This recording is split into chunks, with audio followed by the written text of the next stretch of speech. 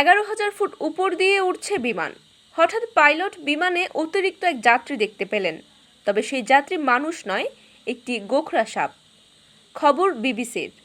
দক্ষিণ African pilot Rudolph Erasmus বিবিসিকে বলেন, সত্যি বলতে কি আমার মস্তিষ্ক ধরতেই পারছিল না কি হচ্ছে।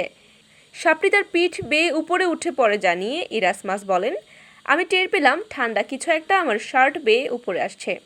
তিনি প্রথমে ভেবেছিলেন পানির বোতলের ছিপি ঠিকমতো আঁটেননি, তাই সেখান থেকে পানি চুইয়ে পড়ছে তার শার্ট বেয়ে। কিন্তু বাঁয়ে ফিরে চোখ একটু নিচু করতেই গোখরাটাকে দেখতে পাই আমি। মাথা নিচু করে সিটের নিচে ঢুকে যাচ্ছে। এরপর ইরাসমাস জরুরি অবতরণ করেন।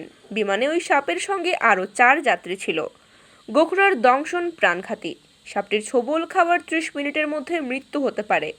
ইরাসমাস প্রথমে ভেবেছিলেন বাকি 4 যাত্রী ভয় পেয়ে যেতে পারে, তাই তাদেরকে সাপটির কথা জানাবেন না। তবে শেষ পর্যন্ত তাদেরকে জানানোর সিদ্ধান্ত নেন। বিমানে সাপ আছে জেনে সবাই ভয়ে চুপ হয়ে যান। কয়েক মুহূর্ত সবাই জায়গায় জমে গিয়েছিলেন। বিমানটি ব্লুমফটেন্ট থেকে প্রোটিয়ার দিকে যাচ্ছিল। কিন্তু এই পরিস্থিতিতে ইরাসমাস ওয়েলকাম শহরে জরুরি অবতরণ করেন। তবে বিমানে সাপের উপস্থিতিতে ভয় পেলে ব্যাপারটা বিস্ময়কর ছিল না। বিমান প্রথম উড্ডয়ন করেছিল উরচেস্টার ফ্লাইং কাপ থেকে। সেখানকার 2 জন কর্মী জানান, তারা আগেই খেয়াল করেছিলেন বিমানের নিচে একটি সরীসৃপ আশ্রয় নিয়েছে।